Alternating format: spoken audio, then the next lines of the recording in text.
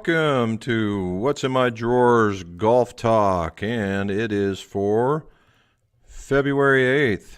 And why is it a What's in My Drawers? Because, well, old golf club guys are terrible pack rats and they leave a lot of stuff in their drawers.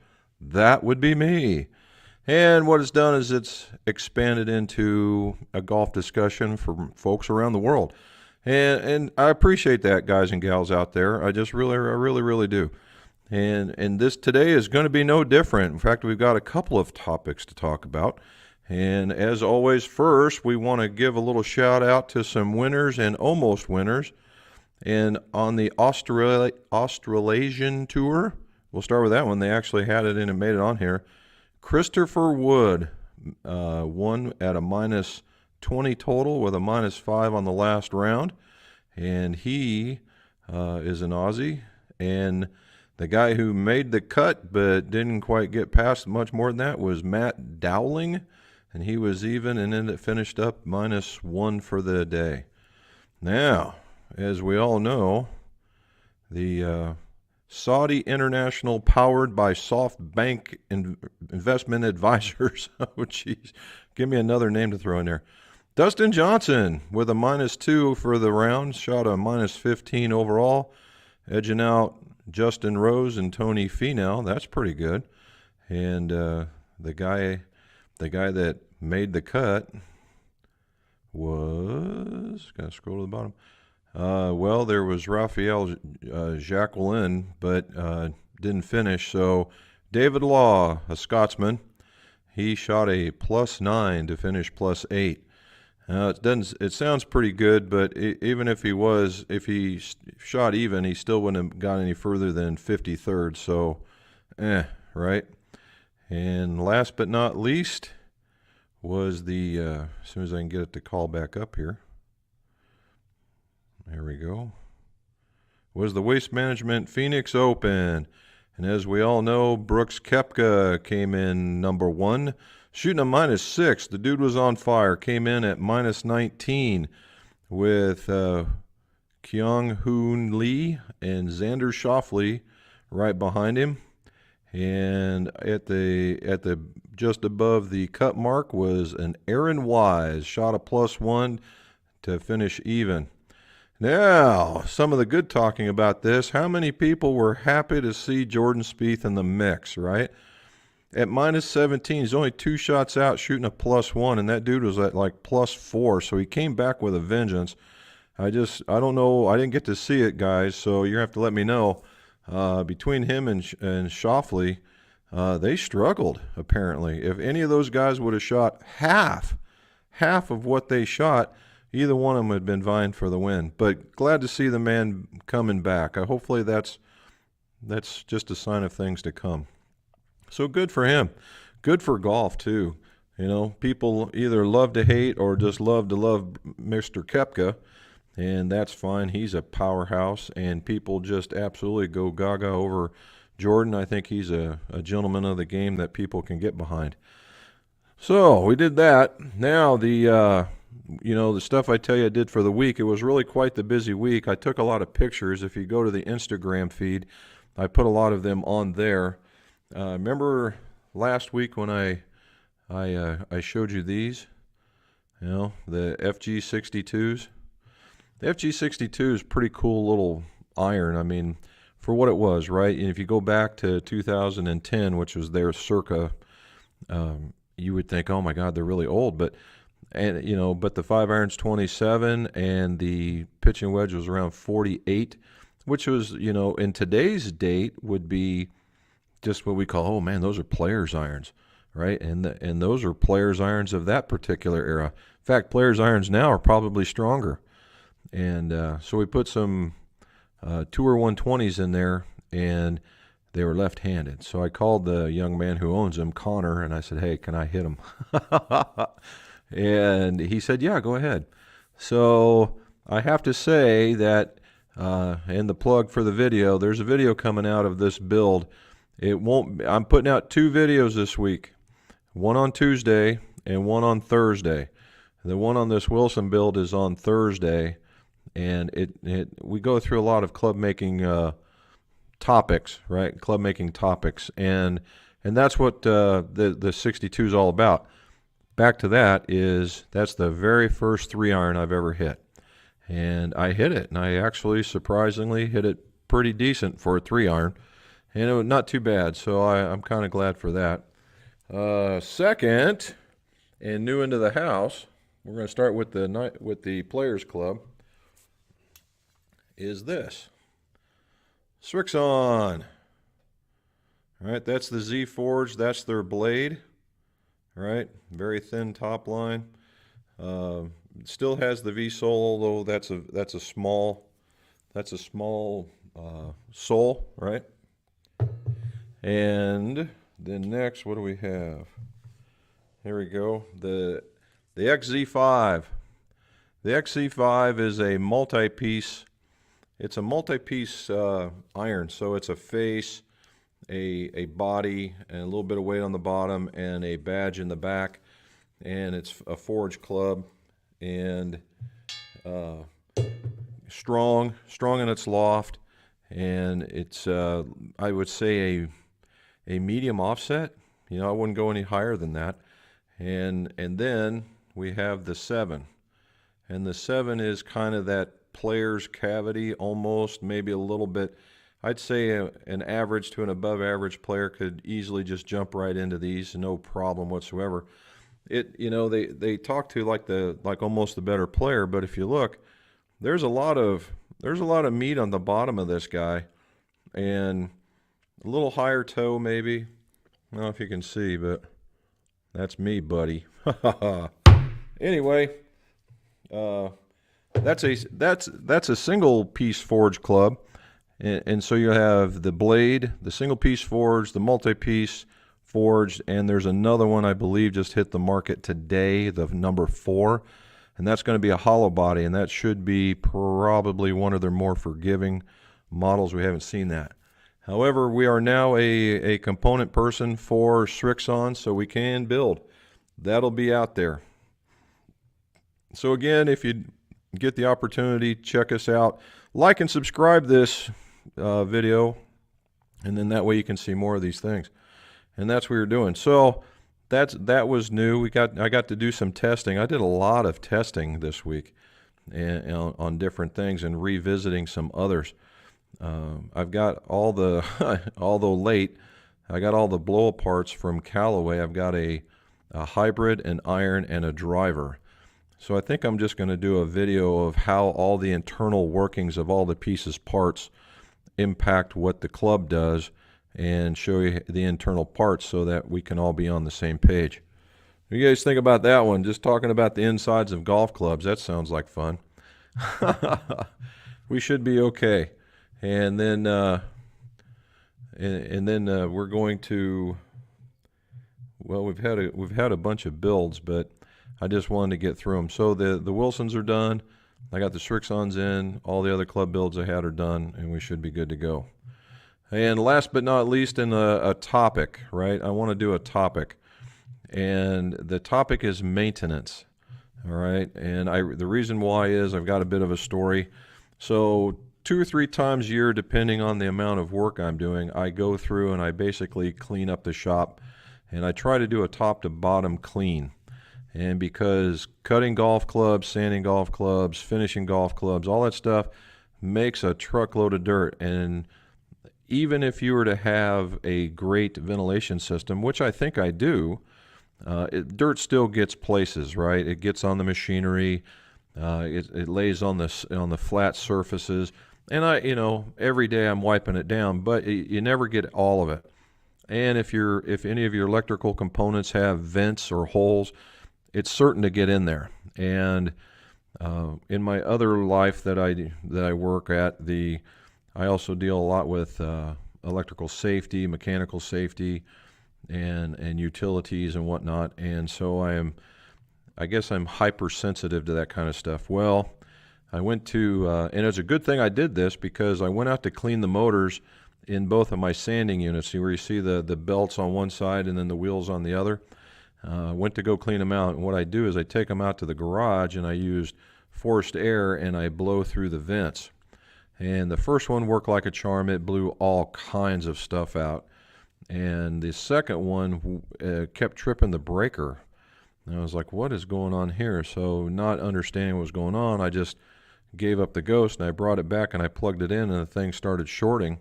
And I had a short, and it was in the switch.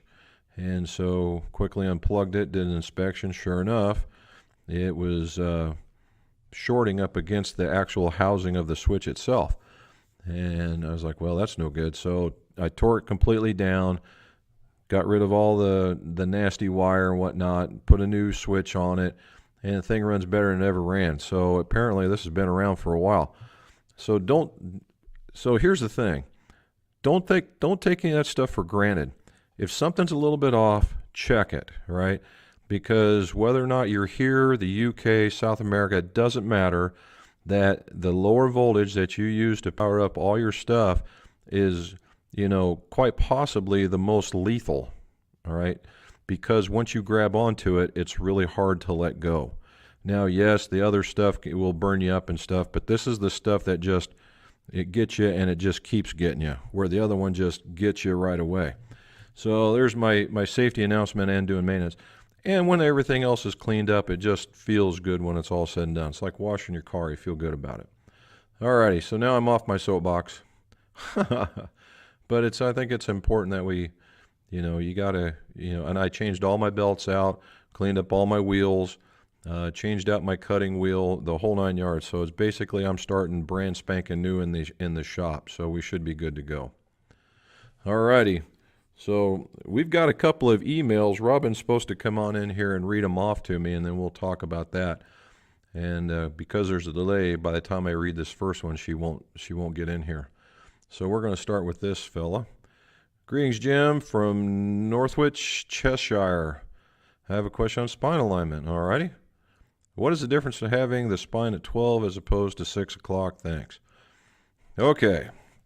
So when we're talking about spine, we're talking about the hard side of the shaft. And at 12 o'clock, which is where I put mine, is at the top. So we have a display piece.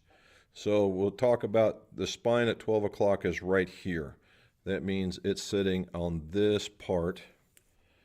It's up here, right? That's the 12 o'clock.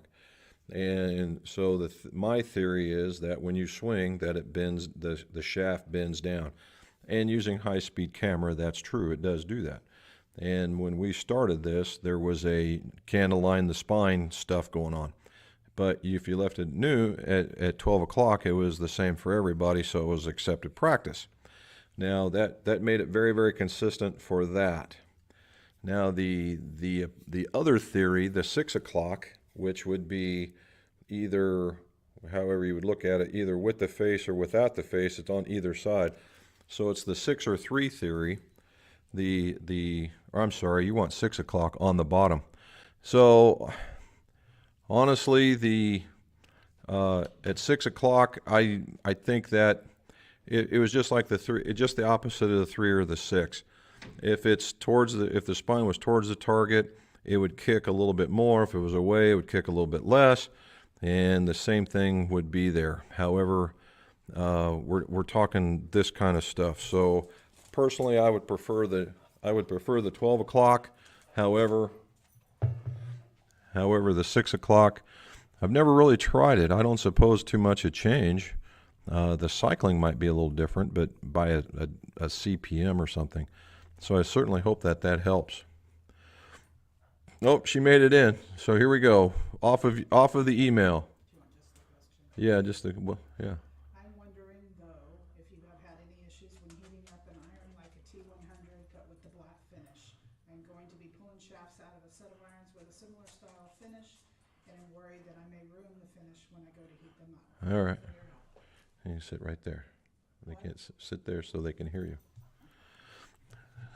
So I got to ask a question on email for this. Is that a guy's going to be taking a set of irons apart and they have the black finish on them.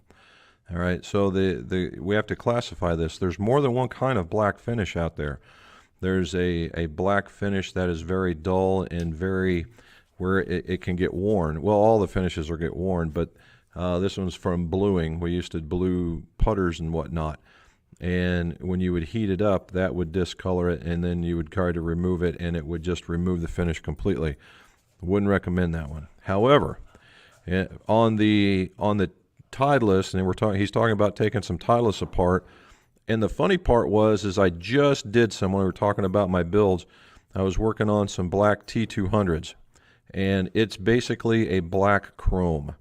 And you can heat those up. I wouldn't necessarily get them all flamed up and discolored real bad, but what you can do is you can heat those up just like you would normally, and if it discolors a little bit, 9 times out of 10 you can just wipe it off.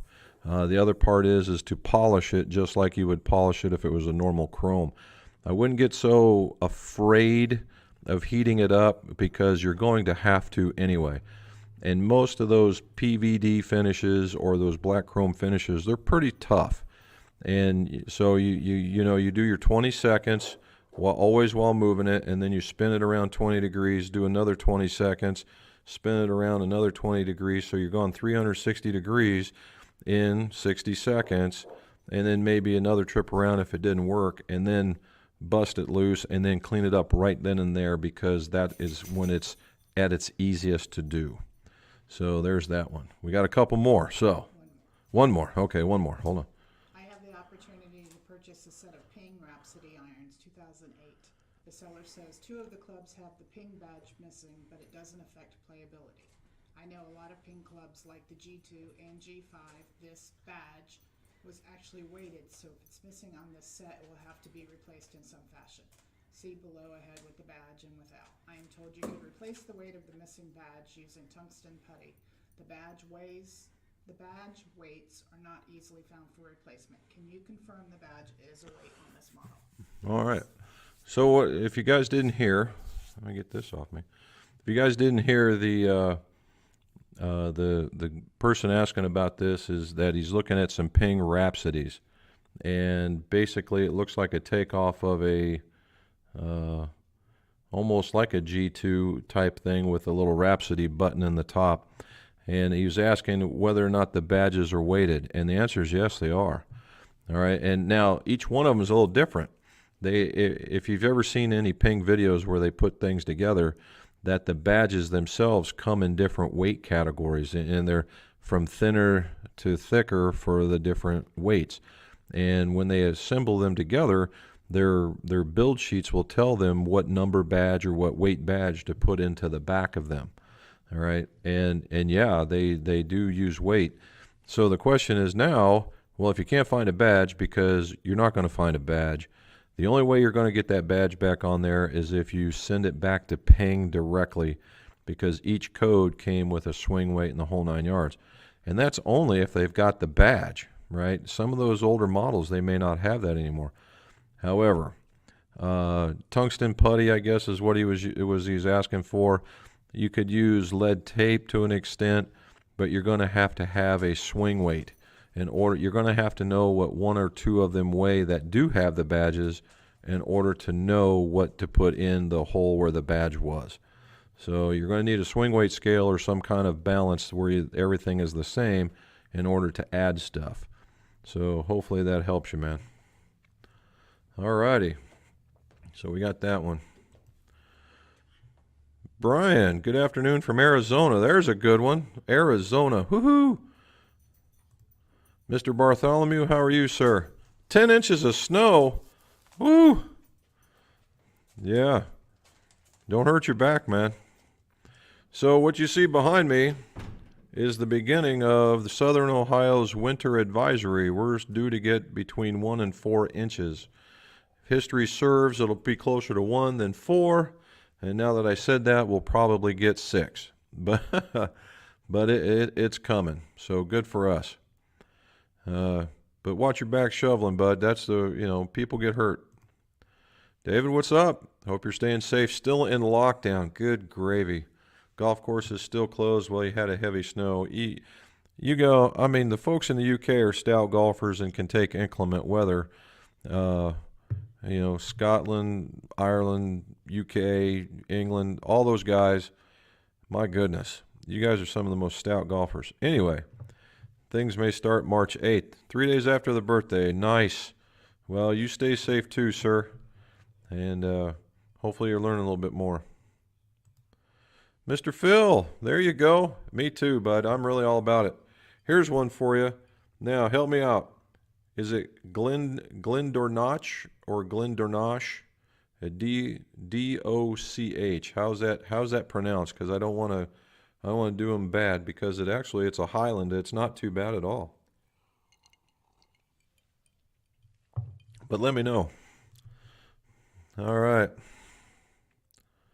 Yes, he did a little stumble. I wonder how that was. Stricker was looking pretty good. He was hitting some quality shots, I have to say. Daryl from Minnesota, where do you generally transition from full swing wedge to partial wedge, and what degree of loft? Well, that's kind of sometimes it's swing speed, sometimes it's skill of the player. Personally, if it's a wedge, meaning around the sand wedge, lob wedge, 56 degree, certainly I think that that's a partial shot. All right. The real buffer, or the real decider there, is in that attack wedge, the 50 to 52. I can use it as a full swing club, but I also use it a half swing club. More times than not, it's a half swing than it is a full swing. So right now, for instance, that is a 100-yard club for me, half swing club. And I'm very, very comfortable with that. And so for me, it's 52, 56, 60. But other folks, that will be, let's say, slower swing speeds. The 52 will be a full swing club, and the half swing, and sometimes the 56 as well. And some people are very, very confident with it. My personal opinion, from a scoring standpoint, you ought to be able to half swing at least from the 9-iron down. Get those distances, because half swings, or partial, we'll call them partial wedges or partial swings, do not transition into half distance. It's more like 3/4. And what will happen is you're going to find you're going to have this interlocking distances, but different heights. It's a cheating way of flighting clubs, really, in order to get where you need to go. But as far as partial wedges, you're right in between that, right at that 52, because most people are going to hit a full swing pitching wedge quite often. All right. What about the talk of banning Bomb and Gouge Shambo with his 48 driver by restricting the clubs to 46 inches? David, I don't know. That's the first I've heard of that. However, I'd be disappointed in the ruling bodies if that's what they came up with, because Shambo is talking about bombing it out there. That's true. But as we saw, when you bomb it out there and you bomb it 15 yards out of bounds or even into the rough, he's really not much of a threat. But the next one down, the next one down, and he's hitting at 340? He's just out there, and he's so much more control. I mean, it's good that he's practicing all that, but that's the length of the driver that these guys have come away with. I'd be truly disappointed if they restricted the club down to 46 inches. Now, that all said, this is one guy out of 100, and that's doing that. There's very few folks that are ever going to control it that far as I'm concerned. I say let them have at it. I know there's a big thing, the distance report came out, and it's got everybody all flustered, and we're talking about 2 this and 2 of that, right? And everybody's got their own opinion on what it is. If these guys didn't want to see minus 20 or minus, or higher for that matter, then grow the rough, put a bunker in a strategic spot, and call it even, and let them and then let them try to make their way around it, even long balling it. And that's the idea. The guy that hits it the furthest is the guy that does get an advantage, but that guy's not getting an advantage on every hole. So I don't know. the bifurcation of the rules, I don't know if I'm with or without that. I still have to study that some more. Okay, let's go back to the top as it went to the bottom for some reason. Here we go. What's your opinion on driver length? Yes. So previously about that, Dave, is there for the longest while, for one solid year, I tracked all the fittings I did. And when we do fittings, we hit at least 3 different lengths of golf clubs. And then I would mark how far off center and how far each one flew. And then I would mark which ones that were selected by the player. And this is everything from a 4-foot lady to a 7-foot ex-NBA player. And what it came out was overwhelmingly, 44.5 won the day. And this isn't about at 44.5. These were distances that were longer than their counterparts at 45 and 45.5. So it's about, in my opinion, it's about quality of the strike. Quality of the strike. The higher your number in your smash factor will far outweigh a miss at a higher speed. Yes, can they go further? But you're going to come out of your shoes, and if you don't make it there, and I've seen it time and time again where a guy will swing at 100 and then swing at 105, and they'll be virtually in the same distance category because the 100-yard swing was a very high quality of strike, and the high swing speed was at a much lower, and they went about the same. So the further you get away from the ball, it's harder to do. So I'm all about what fits. Now, that's not to say that a 45.5 won't fit. I had a guy in here that was 6'5" and had a real long loopy swing, and it worked just fine. However, that's one in all the others. So there you go.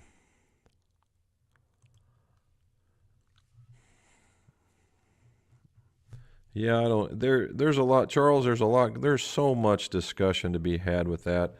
And, these guys that are,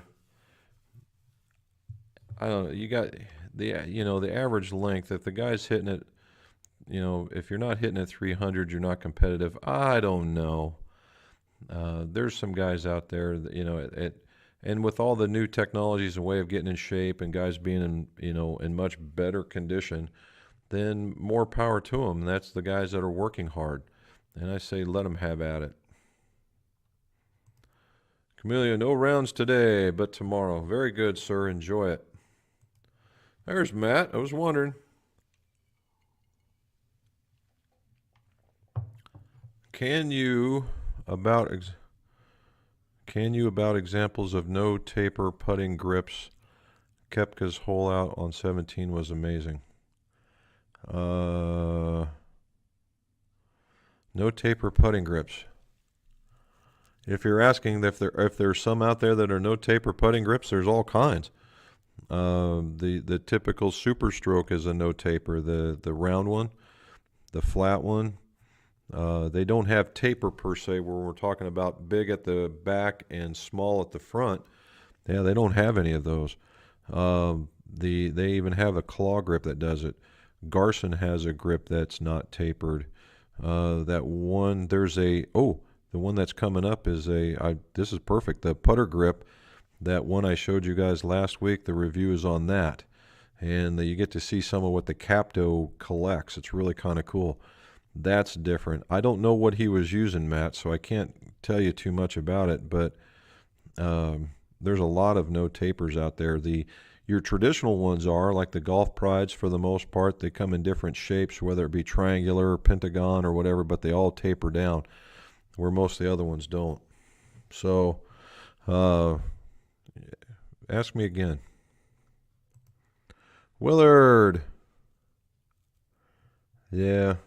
I don't know, man. They're not talking, all the rules changes, they're talking about changing the rules for the pro. And my only concern about that, fine, change the rules for the 0.01% of the population in golf. However, when you think about it, let's say this just had the Super Bowl. Now, if you got kids and they go out and they see Wilson on the side of the football, they can run into the local store and go, ah, look, this is a Wilson football just like the football players use. And it could be right. I mean, other than maybe the quality, but I mean, there it is. And that's what spawns a lot of golf sales right now. And if you can go say, well, this is the golf ball that Rory plays or Tiger plays or Brooks plays or any of those, but that's not my golf ball. To me, it creates a disconnect. And now where are those people? How are you going to market the other golf ball? Because you're not going to. How are you going to say, hit this ball shorter? Nobody's going to buy that. And that's just that, that's just that's just the business aspect of it. From a competition standpoint, fine. But I don't know. That's why I'm still looking at it. I have a question, John. Okay. Can't get the M1 driver front weight to lock into position.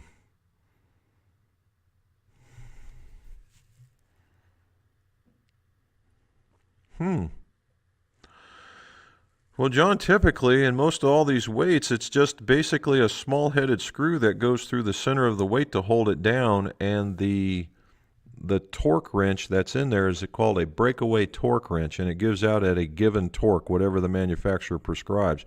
Normally, I click it twice, once so that I know that it's seated, and then twice so I know it's secure. It's an old mechanic thing from my point of view, really, and that's where we're going.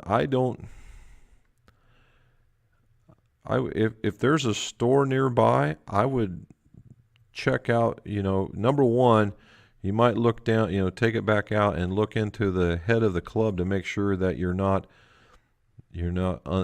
stripping the thread, and then make sure that that your torque wrench is working good.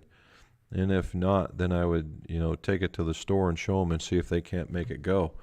But in every, it doesn't have like the screw system that they have for holding the head onto the shaft comes with a couple of washers and an O-ring, but not so much on driver weights, right, across the board. So I'm not real sure. All right. How would you recommend someone learn to accurately bend, loft, and lie without causing breakage? Any tips of not making a mess of it? Well, the funny part about that is I talked to Mitchell over the last weekend at the PGA show, and the gentleman there is very, very eager, very, very pleasant, I think, and they have a school. However, flying over from the UK may be problematic. So what I would say,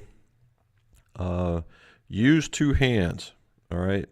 Use two hands. You'll put one hand near the hosel and one hand at the very end. All right.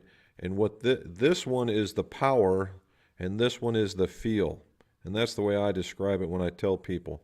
So when you're pulling here, and this one guides, and you can feel when the metal gives. Okay. Slowly. You got people that will jerk and they will pull that out. I've never subscribed to that. You take it and don't heat it. All right, and you take it and you pull down and you pull down, you pull down, you pull down, you pull down, you pull down, and then this one will feel when it moves. The other part is that if you've got it up and back in here, the shaft goes up by your ear, and you can hear the crackling and the crinkling, which will give you and that's a pro tip right there. You hear the crackling and crinkling, and when you hear that, it's time to stop. And the reason being, it's one of two things. The chrome or the coating is just getting ready to spider web on you. The metal's getting ready to fatigue, or the glue is cracking, and none of those can be that good. So if you stop right about the time you start to hear it, give it a good inspection, then maybe give it another shot. But that's what, two hands, go slow, feel the give in the metal. And it'll take a while. That's an acquired feel. But go slow. Camilio tried the hazardous smoke and hit it well, but dropped 25 yards. Both 1.1 smash, but carry with old Pro Force 255, hazardous 230. What could have happened here? Speed the same. Chances are, Camilio, is that you're spinning it. Okay, you're just spinning the crud out of it, and that can be the only difference that I can come up with. Assuming that you're telling me the smash factor is the same, so you're pretty much getting that speed. You're just spinning it, and the only other thing is that assuming they're the same length, right? You may have picked up a few mile an hour on the other one and just hit it. How do I describe this? You make sure everything being the same, that the length was the same, so that you know you're hitting in the same place of the club instead of getting an artificial faster speed off of one when it was poorly hit.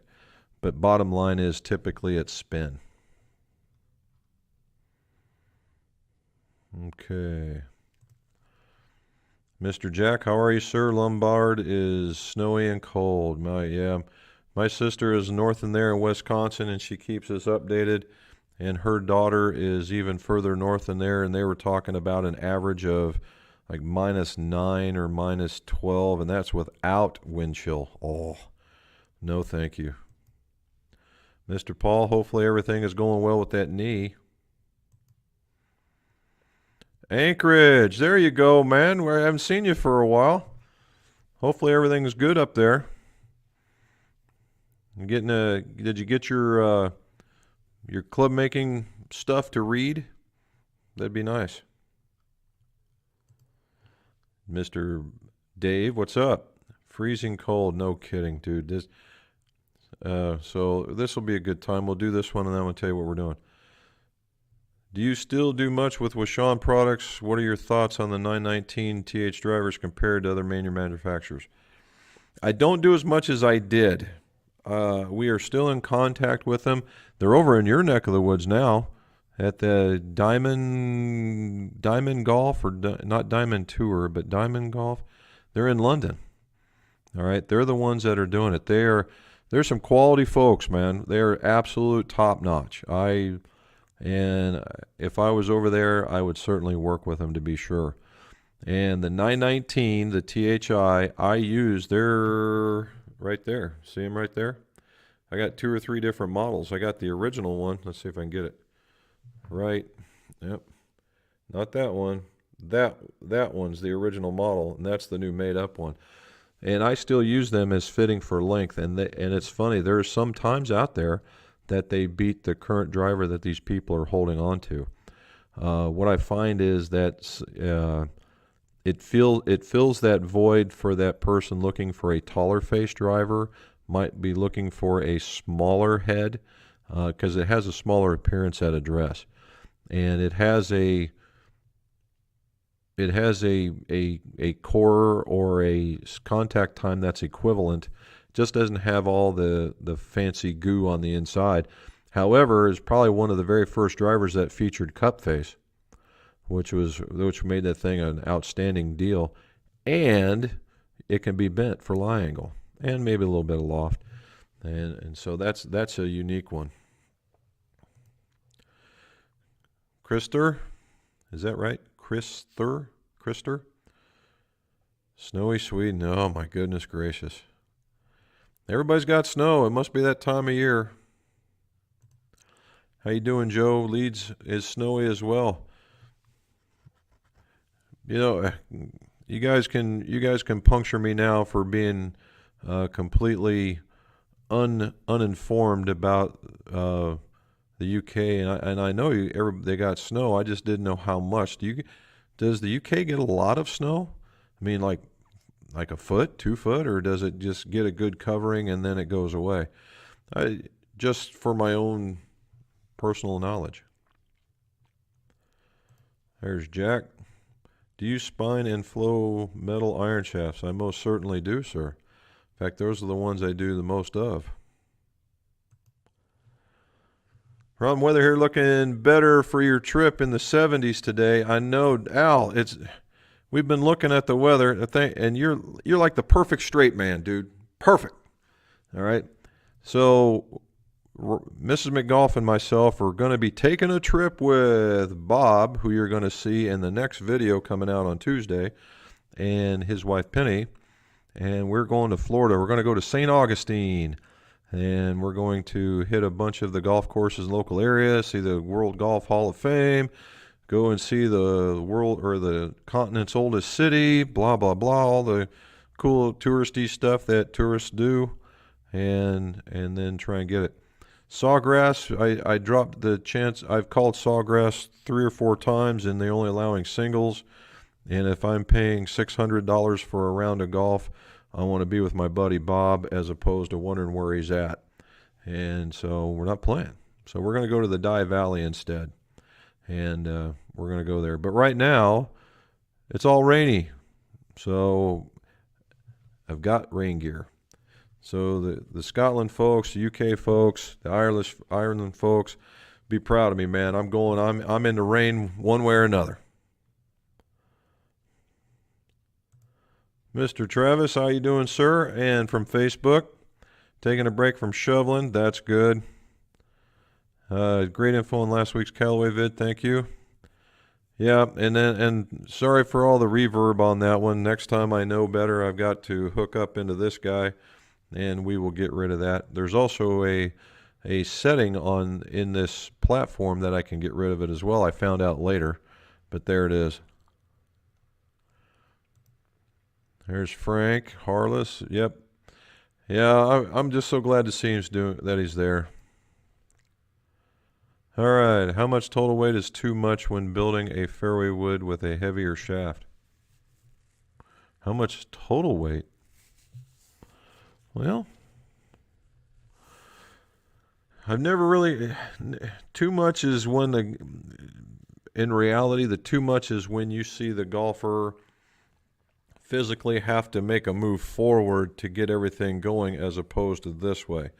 Then you know the weight is too much.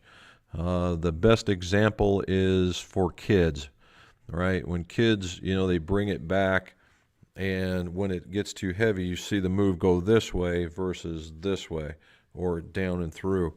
They have to make this compensation move. When you see the compensation move happen, too much. Yeah, Stricker was in there running for a while, and they were talking about how he met his wife and the whole 9 yards. He was hitting some quality golf shots, man. I thought he was doing very, very well. Seymour P3. I think I did right. What's the best or right way to check someone's lie angle? Tape, marker, or a simulator, or all? Oh, dude, this is almost a chicken or egg kind of thing as well. So, if I had my druthers and the way I would want to do it in a setting, which I probably could, I would have you stand on a piece of plywood, and I would paint the hitting area green, and I would just place a ball on this piece of plywood and have you hit straight off of it, and then go look at the mark on the bottom. That's what that would to me be the ideal situation. And there are, for instance, I have the Fiberbuilt mat. They make a Fiberbuilt insert that has the hitting that's equal to the turf. And that's always going to be the argument, right? Because right now, what do? I place a piece of plexiglass that's 1/8 of an inch thick. So it's 1/8 of an inch above the hitting surface and go. So the argument to that is, it's not the same level as the playing surface. Yes, you are correct. It's not the same as the playing surface, but it's 1/8 of an inch. And that can be compensated in your adjustment or your calculations. Now, the other one is, if you don't have that, can you use a marker? And that what we're talking about there is marking up a golf ball with a Sharpie and layering it so it's straight up and down. Put it on the green or the hitting mat or whatever it is, and then hitting it and making it that impact, and based on the judgment of the impact where you're going there. I've done that. I'm not comfortable with that as more as I am with the other one. And on a simulator, I would not use a simulator. Now, That being said, I am aware that Mizuno has their little Opti gizmo that they clip on there, that they have a way of being able to discern your lie angle in 3D space using that gizmo. And I don't know if there's any more electronics that go with it or not, but they can do it, and I'm told it's pretty close. But either way, if you're comfortable with either way, but that either way works. I don't know how anybody would, argue those points, particularly, and we want it as close as possible, and we all know that. But you always get in those arguments. Well, it's got to be perfect. It's got to be perfect at the thing. Yeah, but there's all kinds of lie angles out there, when you're playing. And then the argument just switches all over. Well, this guy, I have to be really, really good. Yeah, but you don't have to be that good to hit it. You know how people just play devil's advocate. Matthew O'Malley, how are you, sir? Good name, man. There we go. Joe, what's going on? Game in a set of X20s. I think it's time to change. Budget allowing, what would you recommend?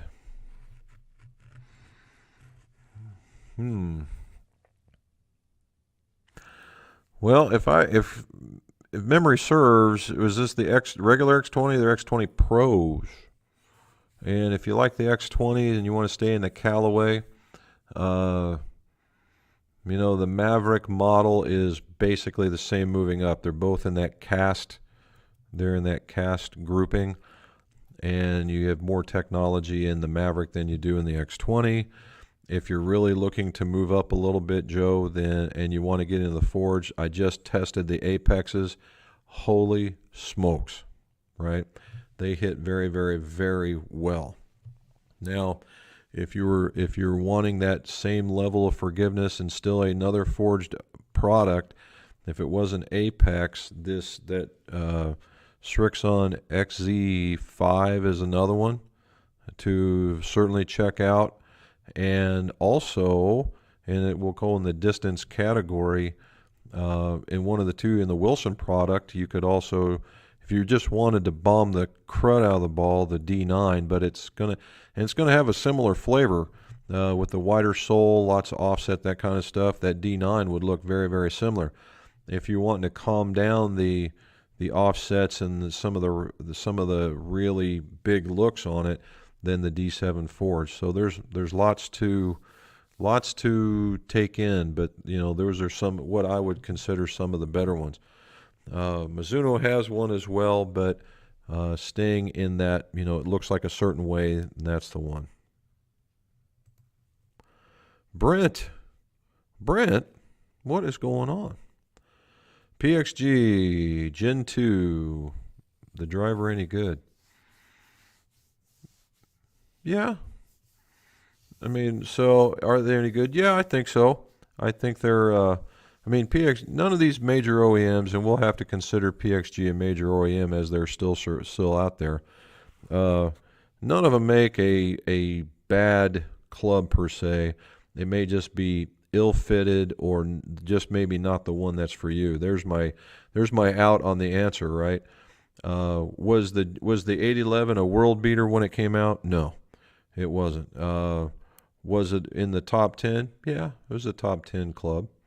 Was it a top 5 club? Probably not. But maybe a 6 or a 7. And so, yeah, I wouldn't. But I mean, if it went as far as anything else, and it was at a decent price, I'd probably bag it. Cameron, what do we say? Jump the gun a little bit. And there's a nice young lady in your picture. Well done, sir. Jump the gun a little bit. I have a Wilson Staff Tour blades, and I'm a 25 handicap. Yeah, buddy. Been golfing a year. What club would you recommend for me to hit? I hit my 7-iron 155, driver swing about 92. Okay. Well, just as we were talking Wilson just a second ago, you could stay in that line. The D9 or the D7 Forged are certainly, the D9 will be certainly the most forgiving, and it will pound it out. If your 7-iron is 155, you're easily 165. with the 7-iron. Just that much. There's that much difference, and way more forgiving. I would find I don't know where you're at, Cameron, but I would look and see if you can't find a Wilson fitting day and let somebody help you out, or just go see somebody to give you the good fit. You'd be surprised at what you might find even after only golfing a year. And then keep the tour blades, because you're gonna get to a point you're like, man, I really want to hit those tour blades again. Well, unless you get some really great deal on or trading them in or whatnot, but in staying in that one, but a 25 handicap, that's kind of at the beginning part. We still want to break 100, that kind of stuff, and that's gaming, probably something in the D9 range. And I've hit the D9. It's a quality club, man, and staying with the Wilson line. Henry, do you have any general thoughts on the Miura TC201s? Well, Miura's forging process is I won't say it's unique. The making of the head, what makes it unique is the spin milling, and that spin milling gives it a slightly softer feel, or their textbook feel for them, and so you're not going to you're going to get that feel. The 201s, if I recall correctly, they're the smaller cavities, and all their stuff. Everything that Miura makes is not necessarily what I would call in the game improvement category. They're much for a better ball striker in a lot of cases. But if you're an average striker, then yeah, I'd say have at it. Oh, Instagram. I believe it's I Am at Golf, bud. She already answered you. Alrighty. And I saw your other one where you answered you got to see Richard. Richard is a very class act. He's a good man. Yeah, everybody, Henry, and that's probably that. I'm sure that's happened to a few folks, to be honest. There you go. I don't know, Jeff. The ZX4s, like I said, I think I'm following the marketing lady that's with Srixon on Twitter, and she just talked about releasing them, and I sent her a note to let me see them, and so I don't know. I know the only thing I know about it is it's hollow body, and I saw it, and it's a wide body too, so it's going to be a very forgiving club. And based on the fact that it's Srixon, I don't think that they fiddle around with that foam too much. I think they're gonna, I've heard that argument with other club manufacturers, in that the goo actually slows down the club. So and that could be just the opponent to that. And so I don't know necessarily. If it makes it feel good and it doesn't break the club, then okay. Fort Worth checking in. Scrunchy Chingo. You don't have snow, do you? Everybody else does. What do you say, Mr. Brian? What kind of tape do you use? Jim, I have used Dynacraft and other thin tapes. Had trouble installing Tacky Max with Dynacraft. Bought the thicker IPG tape and they slipped on so easy. Yeah, well, I use the tape that's provided by GolfWorks, and there's inside the roll it tells you who it is. But they did change manufacturers about 4 or 5 years ago, and we struggled with it for a little bit. And I don't know if they changed back or the maker decided to get off the pot and make some quality tape. But since that time frame, we've not had too big of an issue. And I don't think it's thin per se, not super thin, but I guess I've used it for so long I've just gotten used to it not to know what to call it, thin or thick. But the stuff that GolfWorks sells, I think, is top notch. There you go, the deadly shipmate. That's right. Oh. Charles, I can remember being asked. A guy was getting into a cabinet in the back of the in the instrument cabinet, and I'm walking by. He says, "Here, grab this rope." And I'm like, "What do you want me to do that for?" "Just grab the rope, man." And so I grab the rope and I look and I'm following the rope, and it's tied around this guy's waist, and there's rubber blankets, and the guy's got rubber gloves and all the metal's off. I'm like, "What are you getting ready to do?" "Well, I'm getting ready to flip this switch and work on this and do all this, and if I get shocked, I need you to pull me off." I'm like, "What? Pull you off?" He says, "Yeah, well, it's kind of a precaution." I said, "Dude, this if I pull this," because he was a smaller fella, "I'd pull you in half." He says, "Well, I hope I don't run into any loose electricity then." I'm like, oh, good night. But as you know, that's what we did. Here we go, another Facebook. Scott, what is going on, sir? Thoughts on graphite design mad shafts? Well, I am actually talking with Alvin, who is one of their guys over there, and we haven't got to that discussion yet. Graphite Design, though, is a quality maker of graphite shafts, and that's no joke. So whatever that comes out to be, if it's one of those, to be honest, Scott, I don't know the first thing about the MAD shaft, but if it's coming from Graphite Design, chances are it's going to have a stiff butt section with a slightly more flexible midsection, and then something a little bit depending on what their characteristic is, a very tight tip or a slightly less tight to get more kick. That's how a lot of their designs came to be. So that's where we're going. All right, Tony, how are you? What's the difference between spining and puring a shaft? What's the best practice on this? Okay, so let me get my display. All right, spining.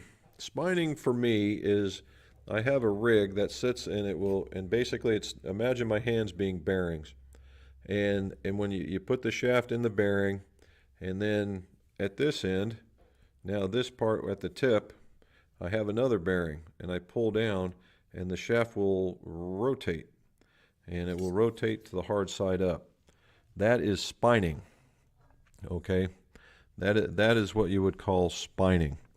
Puring and what I call that is an analog version of it. 3 minutes. That's an analog version of it. Puring is the digital version of the same thing, only more precise, okay? They put it into they'll hold this side in a rig, and then they put a device on this end that's got a couple of pegs on it, and it will hold it and do a lot of different tests to find the best part that will be at the 12 o'clock position when you put it in. And that's the difference. Now, the next question is, if you get that done, what's the guarantee that it's going to be in the right place when they assemble it? There's the question, right? So when you go to put it in, then what takes after spining is called flowing, flatline oscillation. And what we do is with that same head that's out here on the shaft, if you're using the head, then I put a laser on the end and I twang it, and I'm looking for a laser that does that. I do that with pured shaft as well, just to make sure. And I have found that 12 o'clock is the preferred spot for them, but I have found one or two at 90 degrees. And I don't understand why, but that's the last part, is the installation. You really have to be very close on the installation. Mr. Danny Johnson on Facebook, sir. Would either the new Callaway Apex irons, the Apex 21 or the Apex DCB, work for a picker of the ball like me? Or should I look at the Big Bertha 75 mile an hour swing speed?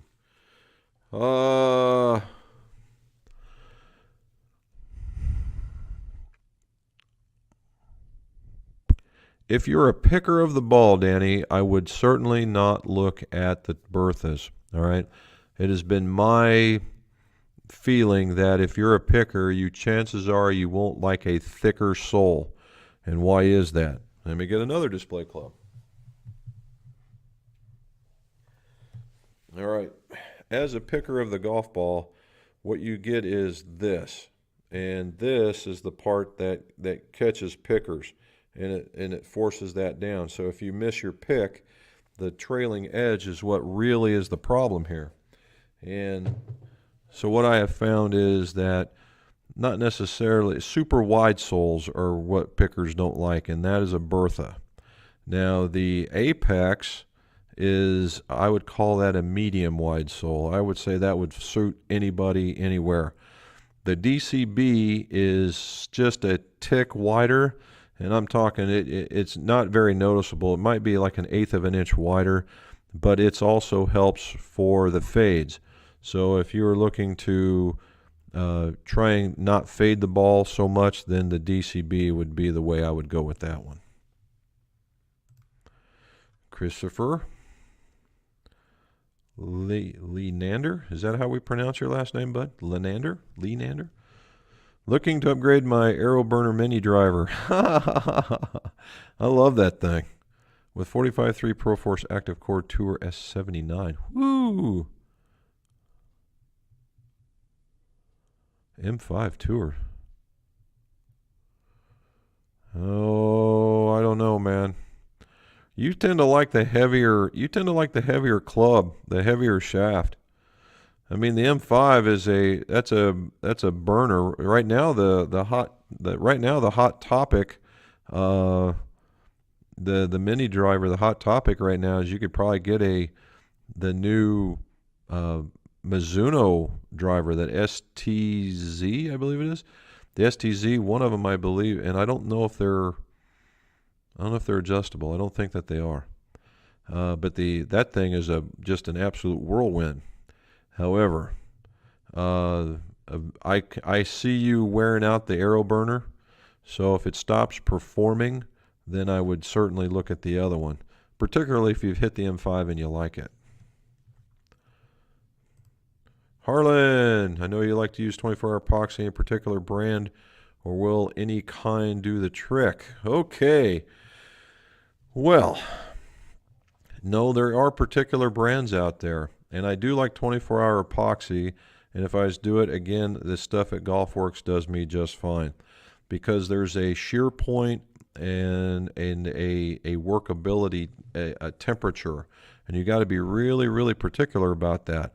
You know, stuff like JB Weld and stuff, no, right? And just absolutely not.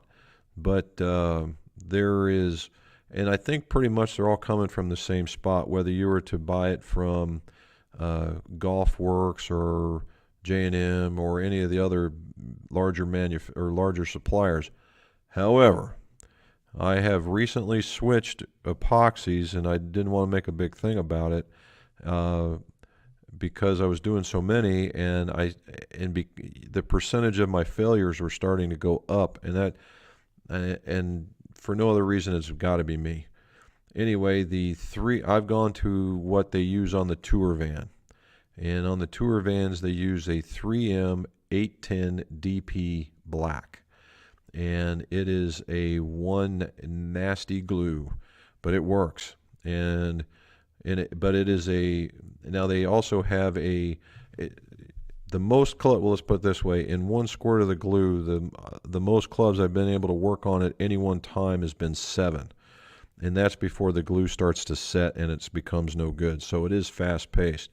Now, do you want to wait long before do it? Yeah, but if you wanted to work it and get it sent out the door, that kind of thing, I wouldn't have a problem with it. But that's what I've converted to that just as of late. Edward, I took your advice last week, saw a local fitter teacher. Thank you. Well, good job. I'm glad hopefully it'll work out for you. 2-finger pour. Glenn Dornach. I don't know. I'm waiting on Phil to tell me what the right pronunciation is.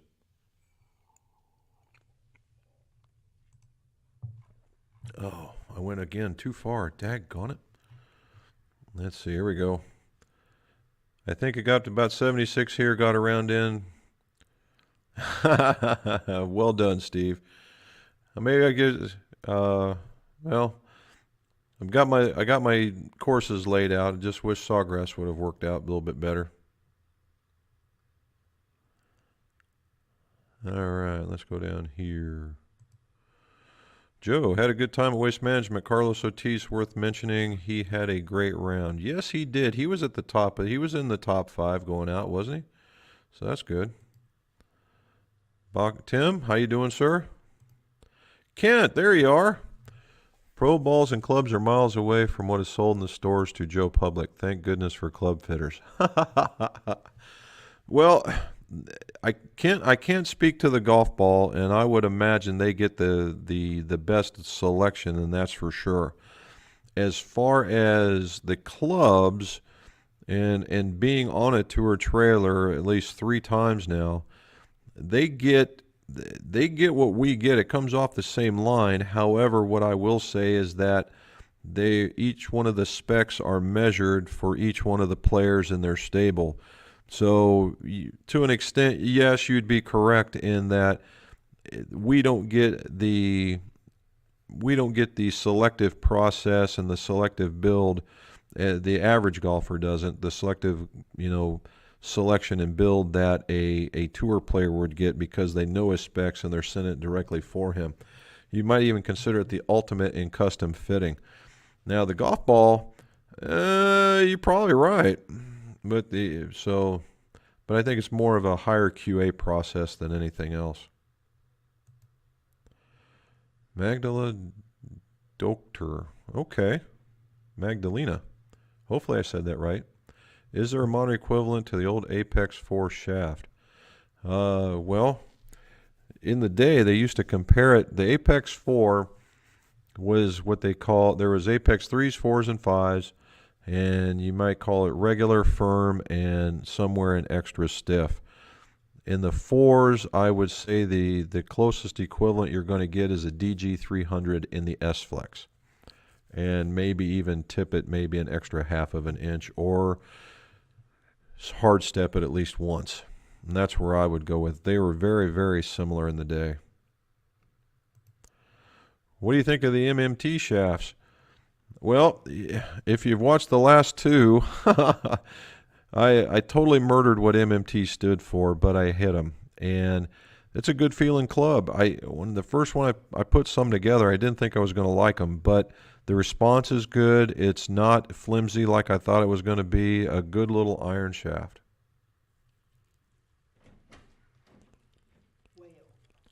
Way over. Oh, 7 minutes. Wow, you're right. Here we go. Oh, look at here. Tony Francis Reese. Hi. From Northern Ireland. Thank you, sir. That's our next stop, by the way. We want to get into the northern of Ireland. Apparently, my branch of the family is from that neck of the woods, either there or Scotland. Depending, I'm that guy on TV that the credit card commercial where they take the father and son go to Sweden only to find out their ancestry is from Norway. And that's pretty much me. All right, a couple more, guys and gals. So here's James. So what does one do when bored they repaint and gun blue their carbon wedge? Good for you, man. Good for you. So make sure you stop the bluing process and hit it with some WD-40. Otherwise, it'll just keep eating through it. Byron, or Brian, sorry, not Byron. Yes. Yes. Not in Mississippi. Jim, is there a difference in feel between adding 4 rolls of tape on a standard velvet versus buying one that's 4+? Yeah, the velvet. All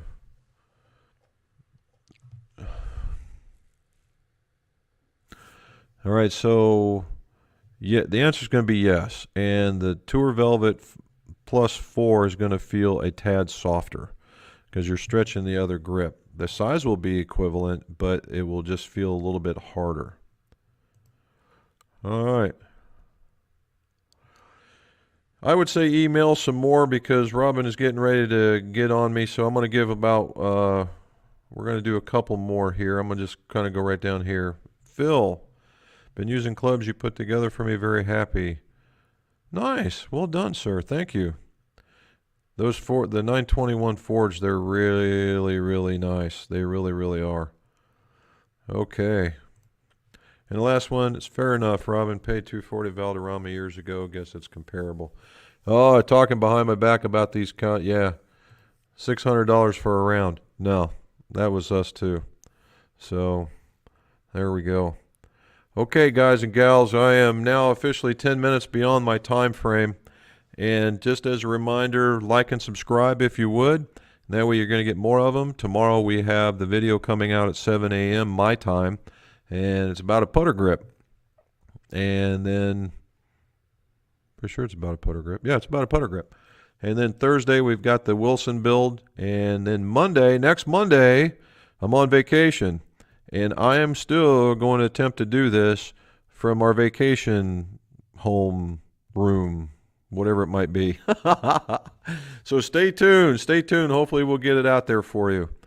Guys and gals, and thank you guys again. And I appreciate everybody chiming in from all over the world and all over the U.S. I appreciate it. And as always, let's see your scores. Go low.